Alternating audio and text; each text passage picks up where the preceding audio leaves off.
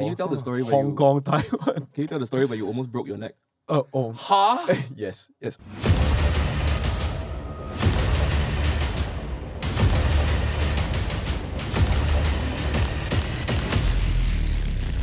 Welcome to round one, where we talk about combat sports in Singapore and beyond. And in this episode, we're going to be talking to ring announcers. That's right. And speaking of ring announcers, my name is Shawnrick. Thank you for joining me on the show. I myself am a ring announcer, but I want to introduce you to this person right now. He is one of the most glorious ring announcers in Singapore. His hair is glorious, his voice is glorious, his attitude is glorious. Ladies and gentlemen, this is Darren Yam Sing Chua. Thank you for that intro. I got you, baby. And introducing my tag partner today, sitting in the blue chair, Mr. Andre Frois. And our kindly host for today. He is the first Singaporean wrestling DJ, The Voice, Shawnrick. Shawnrick, what do you want to ask us today? Oh man, this is going to be a very fun episode. I got questions prepared, okay? Okay, we're getting too Triple H today. Okay, I want to get to know a little bit about your stories, right? Your individual stories. I want to know, and feel free to answer at any time, okay? So what initially drew you to becoming a ring announcer? What was your origin story of your journey as a ring announcer in professional wrestling? Anyone? I think you can go first since you're the senpai. Yeah, you are. So he is basically, Andre's like the first ring announcer in Singapore Pro Wrestling. He is the very first. Accidentally fell into ring announcing. Yeah. So how do you fall into I did physically fall into ring announcing. I got into lots of fights in primary and secondary school. Damn. And I always won my fights. And I Hey. realized I just had this fighting instinct. And when I grew up, I started spending the little money you make from like working in bars, giving tuition.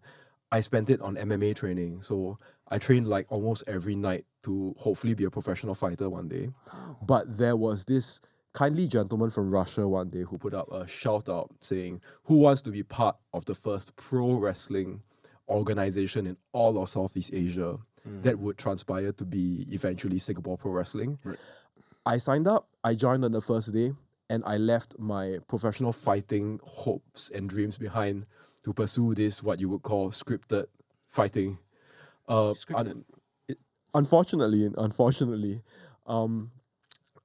I tore my knee ligament the day before my first match.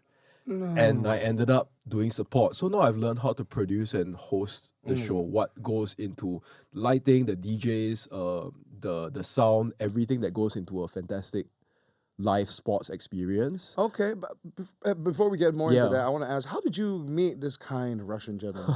How did you meet him? Where did you come across the invite? He posted it somewhere online. So my friend, who you might know as the Eurasian Dragon, he Shout saw out. this.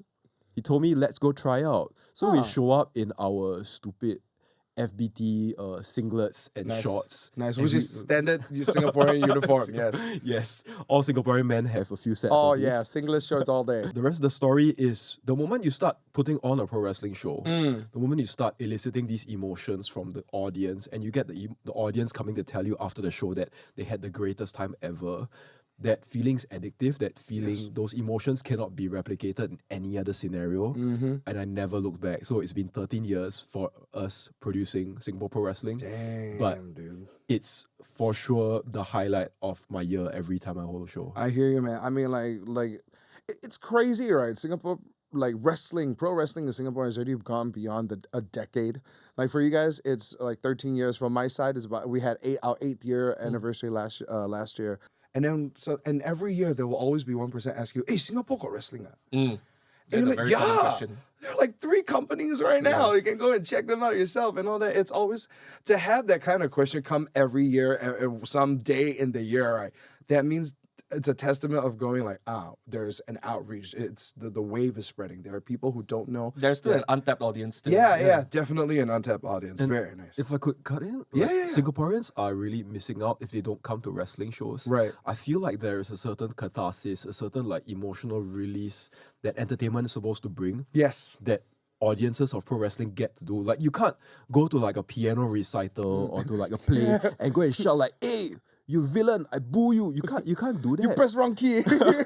Imagine the pianist going and then the people just start, "This is awesome." But the audiences get that. Yeah. They get to do that release, and in our world that's so sanitized right now, you're supposed to not be yourself and show up for work from 8 to 5 every day. And now you get to tear that away. tear that away? Right. That complete release, I love providing that to our people. Speaking of providing that to the people, right? Like being able to give that catharsis, right? I want to ask you, how was it back then versus now? Like announcing for how many people the way you first started announcing to how many people you're announcing to now? Do you ever keep track of the stats like that? 50 to 100 would In show the up start. at the start when Right. our tickets were like $10. Yeah. But the emotion is different. I think the biggest audiences were like Night Fest. Yes. Night Fest, I remember we were on Armenian Street and it was like 1,000 people one side, 1,000 people the other side. The energy is different. so It's some tingles that you will never feel in your daily life. But okay.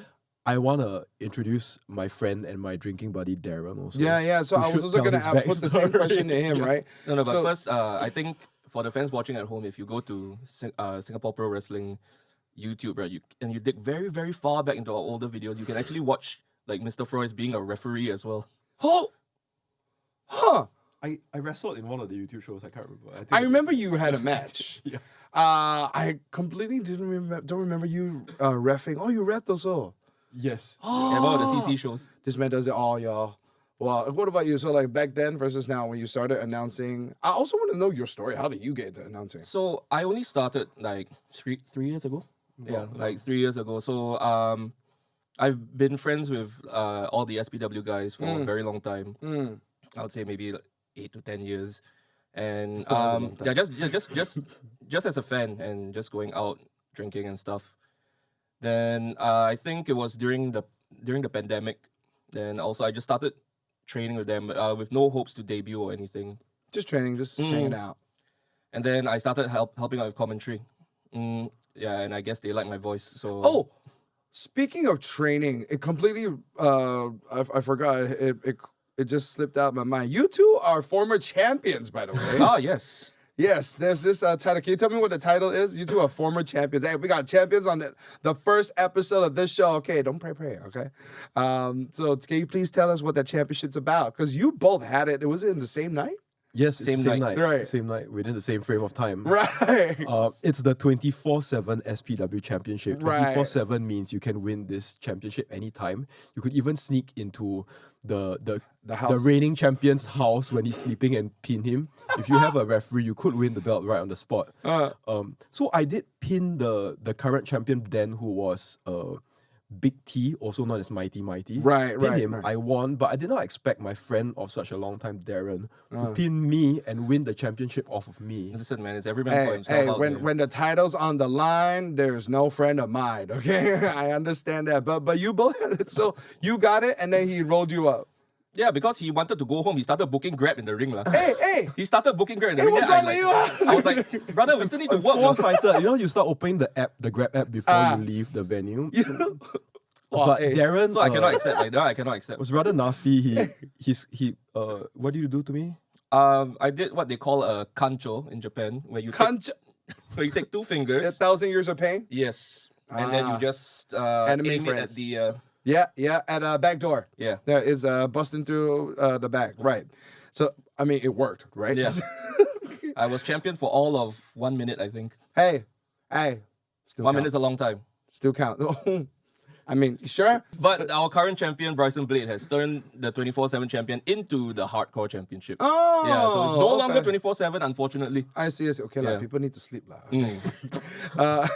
Speaking of sleep, sometimes we sleep because we're tired, right? So I want to also put a bit of light onto our responsibilities as ring announcers. Some people, they just watch us and go like, yeah, ring announcer very easy. Hold the mic. That's it. No. Just shout lah. Oh my gosh, no.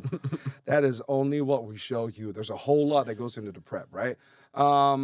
What are some challenges that you guys face as ring announcers? Because for me, my main challenge sometimes is, especially when I announce the wrestler that's coming into the ring, it's being able to read the crowd and read the wrestler going through their route, wherever it is. You don't know whether they're going to go around the ring, into the ring.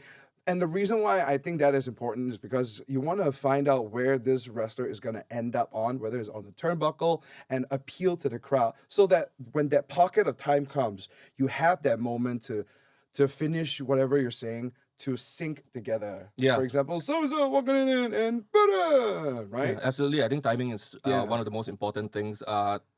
It would definitely help if we had a lot of rehearsal time, but sometimes we don't. Oh yeah. Yeah, we just have to do it on the day.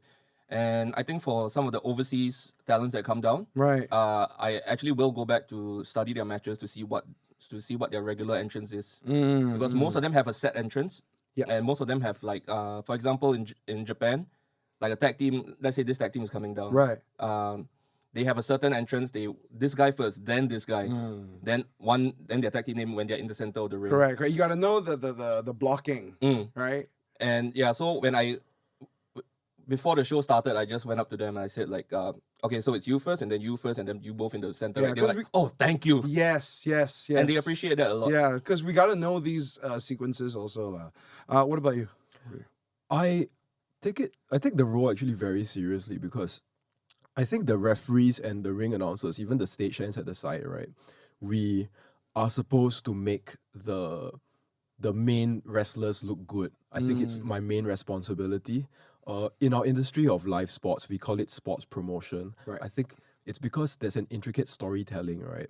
Where you convey to the audience so that they can feel invested in the characters, so that they can care about everything. So what we do is we must really care about the product. If in the ring I don't look like I am completely enthralled by these performers, the audiences will not feel it. If I look excited, the audiences are going to feel 10 times excited. Yeah, agreed. If I'm not showing fear and disgust for the bad guys, if I'm not showing complete admiration for the good guys, right, then that chemistry will not convey to the audiences. So I try and do that a lot. And I have let some other people who've tried out for announcing, right, I let them try out, but I really hate it when they don't show respect and admiration for the performers who come in. Because once you don't do that, the audiences won't give it's a very big. You're right. Yeah. It's a very big contrast for people to see whether people care about what they do or not, right? Yeah.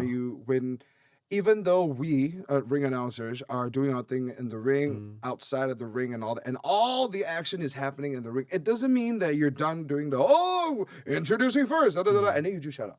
Right, you're still in that world. You're still You got to react. You got to be a real character. When things happen, you don't know who's gonna win the match. Like, for example, being a timekeeper or ringing the bell and all that, right? It's not like you know the finish straight away and you bump, this time. You don't know the exact finish. So from the start of the match to the end of the match, you are supposed to be, like you said, enthralled or really just involved in there and just watching. And if we don't show our, our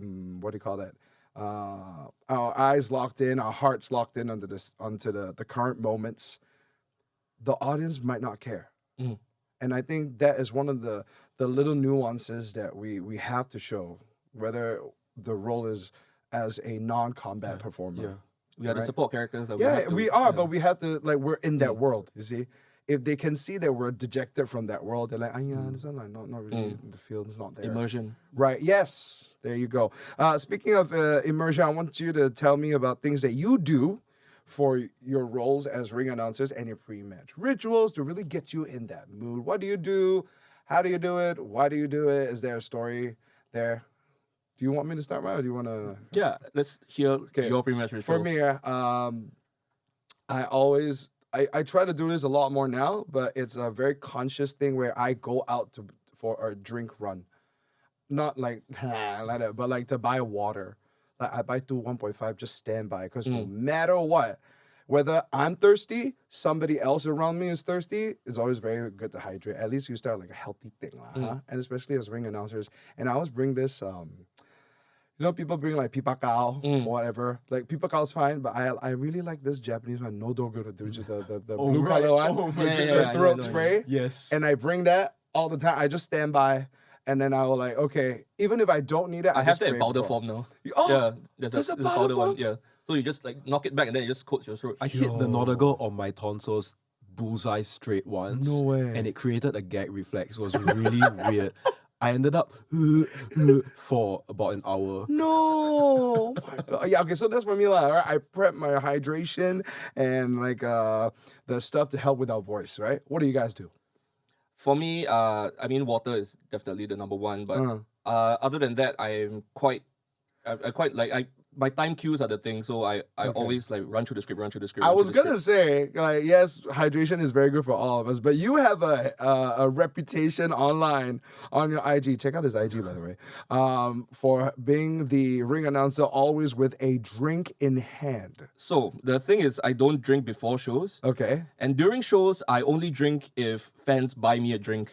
And they During the show. yeah, because it's become a thing where people just started to just hand me beers. That's Hand him nice, a beer. Yeah. It's like, when, I don't even know, Gabriel Iglesias talks about donuts or cake and all that, and people just keep buying him donuts. And then it's like, now for you, it's alcohol. Sure. Yeah.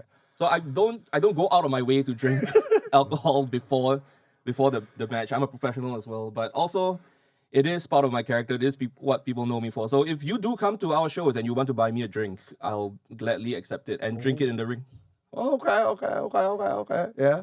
There was sorry. once, this is a bit of a peek behind the scenes where we had to fix something in the ring. Yeah. So they just told me, go out there, buy time. So what do? I take my beer. Hey, which is a very common thing, huh? The one is like whether it's not just wrestling shows, but just clients in general. Like, go to help, stall. And it's a Yeah, very stall for 10 minutes. Yeah, 10 minutes. You know how hard it is to do 10 minutes. But you got 600 nothing. seconds. You got nothing on hand. Like 10 minutes is hell. Yeah. What about you? Sorry, I didn't finish your. No. pre-match The end of the story was that I drink beer in the ring. yeah. What about you, brother? I don't do much for my voice. I just the whole day before a wrestling show is a lot of carrying things to the ring, setting it up, asking the boys like, what's different? Do you need any special? Is any Mentions. unexpected things happening during your match? Right. We run through the whole script. Besides that, right? My main concern before the show is the people. So I'm like the front of house guy for Singapore Pro Wrestling. I make sure I have good relationships with all the customers because these people are paying customers. So the main thing I ask myself before my shows are, what can I do for these people to make it special? Where are they coming from? Are they coming from home? We have them on IG, we have them on Facebook, and I'm asking them like, how was your week? I'm wondering, did they come from a difficult situation at home? I like that. Did they come from a tough work day? And after getting to know them, you know what they want. And I try and do that for them. Like you having that emotional check-in. For sure. Yeah, dude. Because no, for sure. Like mental health. I say what we sell in entertainment is we also sell emotion. Sure. Yeah, people come to feel. People come to watch a movie. I like that. or People a come to play feel. or pro wrestling show. Right. They come to just escape their physical realities for just a moment, and I want to give them the best experience. So that's what I think about, and I go down and shake everyone's hand before the shows. That's how I prepare. Shaking hands is very important also, yeah. Speaking of like getting to know people for your shows and all that, I also want to know, like, we're talking in the context of like in Singapore, right? Have you done anything overseas? Oh yeah, oh my goodness, lots. Wow. So in the earlier days when I was like young and carefree, I would be the evil foreign manager for all the wrestlers. We'd go everywhere. KL, Moscow, Can you tell the story where Hong Kong, Taiwan. Can you tell the story where you almost broke your neck? Huh? Yes. Almost. One of my first excursions was to Hong Kong Pro Wrestling. Okay. And something I do in the ring in Singapore is I always run the ropes at full speed. Yes, you do. To I've make seen sure you do this. You they, siao, they don't snap. I need to make sure they don't snap Well, during the okay, show. I get that. So you see where I'm going with this. Okay. Right? In Hong Kong Pro Wrestling, the ropes did snap when I banged into the top rope. And there is video footage of me falling out and landing on the top of my neck on the concrete outside. Oh my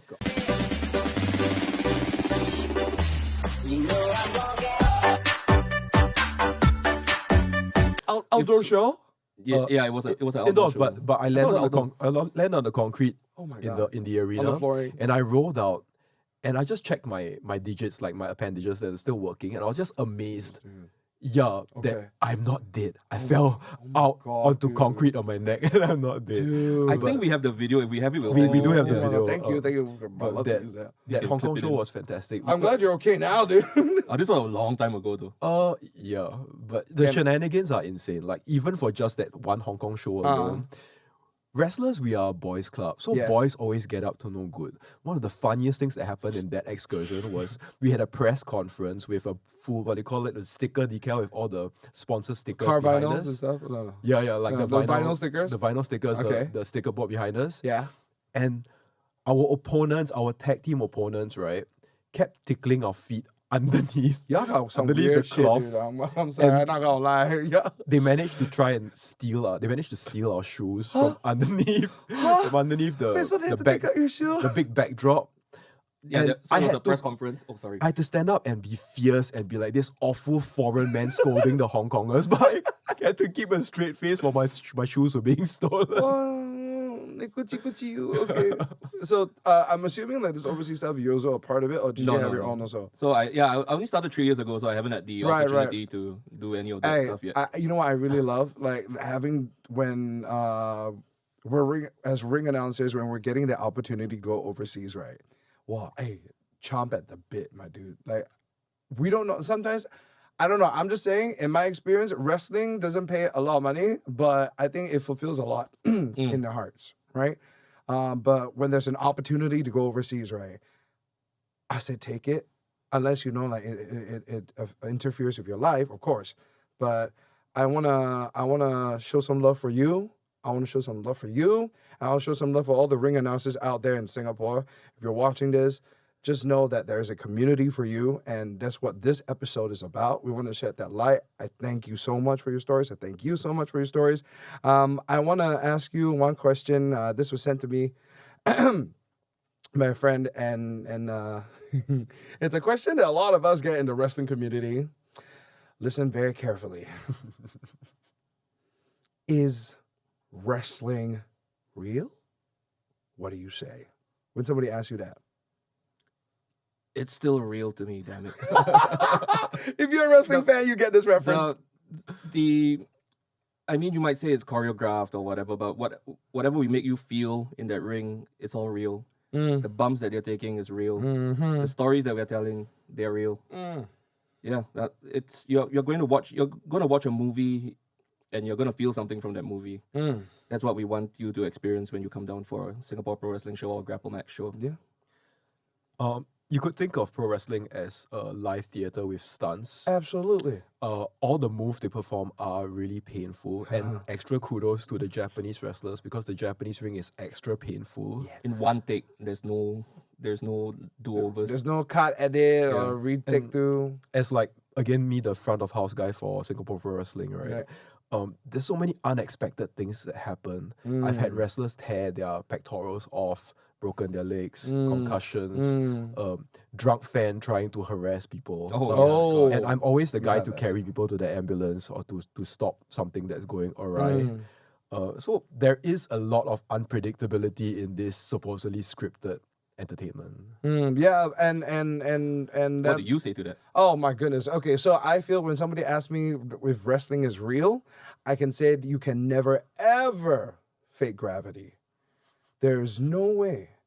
There's no way. Yes, it is a whole experience. You come in. It like what you said. I also feel like pro wrestling is where theater and what do you call that?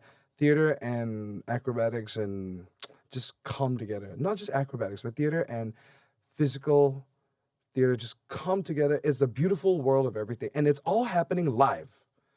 There's nothing you can do. Like nobody's gonna do like a springboard moonsault out to the ground, doesn't really nail it, and tells everybody, "Hey, wait, I do one more try time. again, right?" I go, "No, it's not like that." If you cock up, you cock up. Yeah, you cock up, move on. Yeah. And it's all these elements: the live show element, the physical element, the grandeur of the theatrics. Our right? previous show, Andrew broke his nose. Ah, Oh yeah, Andrew broke his nose. Andrew, I hope Andrew's healing well. Okay, right now. shout out to Andrew. Also, where I come from, where I'm from, also we had amazing shows that where sometimes an accident happens backstage and we had to just switch things on the fly. So yes, there are scripts, but scripts can change, right? Okay, I got this question. Okay, as a ring announcer, one of my favorite things, right, is that I have like a dream microphone to use, or like a sequence kind of microphone thing. And for me, it's the hanging mic thing. It's that, you know, the Mr. Anderson, the Mr. Anderson Kennedy, right? But like the whole mic's flowing now, just like the one on the logo, right? I love that. That's for me. What do you guys like? I'm okay with the regular mic. I would love to have that also, but I don't know how like feasible it is. Imagine like you guys should cross your mind like somebody somewhere, if you don't have like the hanging system and all that. I mean, somebody from somewhere has to like boom mic. Yeah. And then just fishing. But that is also like classic like Michael Buffer in the boxing ring. You guys notice that I flip in and out of the ring quite a lot. I play with the ropes and I hang upside down, when I announce, right? So the hanging one can I'm still quite used to the handheld mic, but I wish I could have both hands free so that I could bounce and flip it's the around theater more. mic, the head mic, and all that. On the ear. Okay, hey, there you go. The Michael Jackson mic. Yeah. Hey, see, this I don't know. these are questions that I want to like check with ring announcers. Like, if you could choose your own mic to have like whatever type and all that. Do you have a favorite local guy to announce? A local guy to announcer. Yeah. I think for me, it's Like the name just rolls off your tongue. I love doing two names. One is DJ Kyle. It used to be DJ Kyle, now it's just Kyle. And another one is Smart Dave, Big Dave. Big Dave. When I announce him, right, it's just one of those things where you have the wrestler who really feels that entrance, and then pairing with the sound, and then the whole mesh of everything, the marriage just works. Yeah, he always has like he poses on cue with the music, right, every time. Yeah, okay. Speaking of change, I don't want this episode to end, but we are out of time. I am very happy to have the both of you here today. This is the very first episode. I'm gonna give you a high five here. Episode 1, dude. Thanks for having us on, Shawnrick. Oh, Shit, high five. maybe we'll do this again. We'll do this another episode down the line. But right now, this is the end of the first episode of round 1 with the ring announcers. Thank you very much, Darren Yup Sing Chua, Andre Can we Frois. plug our socials? You can tell us right now. You got 10 to 15 seconds to say to the camera. What do you want to plug? DREFROIS. Look for me on Instagram. I would like to share my love for pro wrestling with you. Follow me at Darren SPW on Twitter /X, on Instagram as well, and follow SG Pro Wrestling. Hey, there you go. And you can follow me. Just don't do anything creepy. We'll see you at the next one. I'm sorry about that, by the way. We'll see you at the next episode of round 1. Yeah.